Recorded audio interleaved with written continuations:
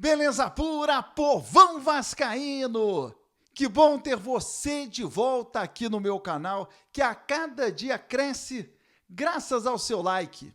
Deixe o seu joinha aí, se inscreva no canal e atenção, não se esqueça de ativar as notificações para não perder os próximos vídeos. Lembrando a você que de segunda a sexta, ao vivo, aqui no meu canal do YouTube, a partir do meio-dia, tem a Hora do Vasco.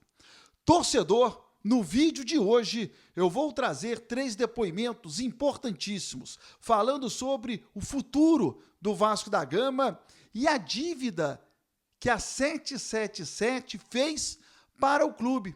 Ela que chegou para pagar as dívidas, ela aumentou. E o Vasco vive uma situação financeira delicadíssima, prestes, inclusive, a quebrar. E não sou eu que estou falando, são dirigentes do Vasco. Você vai ouvir a partir de agora Rafael Viana, que é o diretor financeiro, Felipe Carregal, jurídico, Carlos Amoedo, que é o CEO da SAF. Torcedor vascaíno, preste atenção. Primeiro, o Rafael Viana. Nos próximos 60 dias nós teremos negociação com esses credores para tentar melhorar o pagamento. Eu sei que é muito ruim para quem espera algo a receber ter que renegociar isso, mas acredite em mim, é isso, ou o Vasco poderia quebrar, que seria horrível, e você não iria receber nada. Então, é essa visão que tem que ser aceita por todo mundo. O Vasco vai precisar fazer acordos. É importante que o credor aceite a proposta do Vasco para que esses acordos possam sair. O Vasco vai ao mercado financeiro junto às instituições para buscar o empréstimo juros baixo. O que o Vasco precisa? Dinheiro novo. O Vasco precisa que entre uma grana nos cofres do clube. O que é dinheiro novo? Já está no orçamento? Sócio-torcedor, já está no orçamento cotas de TV, já está no orçamento passagem do Vasco para as etapas da Copa do Brasil no próximo ano.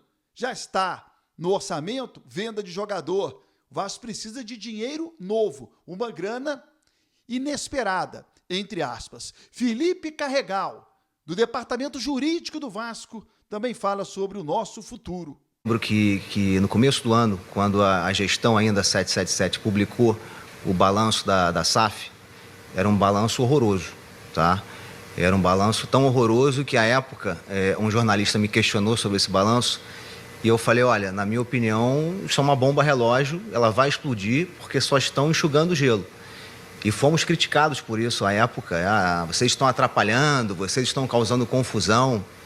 E quando nós assumimos o controle da SAF, a situação ela não era gravíssima, ela era muito grave, ela era temerária, tá? Por quê, Vanessa? Porque a Vasco SAF, ela nasce devendo 700 milhões de reais, tá? Essa foi a operação que o Vasco fez com a 777. Então, se você tem uma empresa, se você é o gestor de uma empresa que está devendo 700 milhões de reais, o que você precisa fazer? Pagar, de alguma forma, tá? O nome disso é gestão ativa da dívida. Isso não estava sendo feito. Você estava devendo 700 milhões de reais e você não tinha uma gestão ativa disso. Que seria negociar, aproveitar um grande aporte para negociar melhor. Você tinha grande oportunidade. Os credores. Você tinha dinheiro novo na mesa. Você podia, a 777 podia ter feito essa mediação com dinheiro novo. Ela teria resolvido o problema do Vasco. Não fez porque não quis, não era interesse deles, nem da 777, nem dos gestores antigos da Vasco SAF. Eles não tinham interesse em resolver o problema do Vasco. Você vê o que o City fez lá no Bahia. Rapidamente, eles, com uma gestão ativa da dívida, eles pagaram a dívida do clube. A dívida é o pior problema dos clubes de futebol, todo mundo sabe. Por que não foi feito? Então, assim, a situação era gravíssima. E para piorar, além de não pagar a dívida antiga, eles tiveram, não sei como, assim, eles conseguiram gerar mais dívida para frente. Então, assim, é impagável. Assim, um negócio absolutamente surreal. Eles perderam a grande oportunidade de resolver de forma definitiva o problema do Vasco. E não fizeram porque não tinham nenhum interesse. Bom, para finalizar, o Carlos Amoedo, CEO da SAF Vasco da Gama, também fala de maneira bem clara para você, torcedor vascaíno. A gente precisa ter a consciência da gravidade da situação econômico-financeira atual do Vasco. Então, esse é o primeiro ponto. Então, o torcedor precisa entender que o Vasco, pelas circunstâncias que viveu nos últimos 24 meses, né, vive uma situação econômico-financeira bastante sensível neste momento. E, segundo, a seriedade, né, e a coragem com que a atual gestão está enfrentando esta crise financeira, implementando um processo de reestruturação que muitas vezes é considerado impopular, né, que é um processo que impõe sacrifícios, mas um processo absolutamente necessário para que a gente possa construir um futuro melhor para o Vasco, para que a gente possa dar sustentabilidade ao Vasco, para que a gente possa fortalecer o Vasco para o futuro.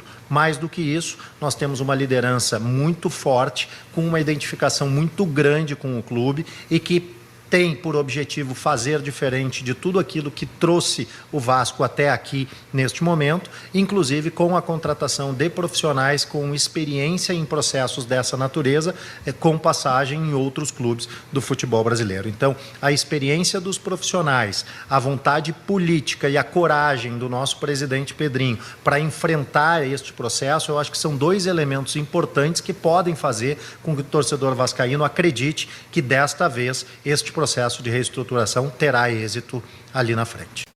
E aí, torcedor vascaíno, quero o seu comentário, deixa aqui, não se esqueça, seu like, sua inscrição. Bom, ontem, com a passagem do Botafogo para a decisão da Libertadores da América, o G6 já virou G7 por conta também da decisão da Copa do Brasil. Então, aquilo que eu vinha falando já há algum tempo, o Campeonato Brasileiro já virou G7. Para que o Vasco possa chegar à pré-Libertadores do próximo ano, sem precisar que o Flamengo vença a Copa do Brasil e o Vasco seja beneficiado, qual seria o melhor cenário? É o Botafogo ganhar a Libertadores da América, vira G7 e o Vasco consiga superar Cruzeiro e Bahia na tabela de classificação. Lembrando a você, a partir do meio-dia tem a Hora do Vasco, ao vivo aqui no meu canal do YouTube, hein? Tô te esperando.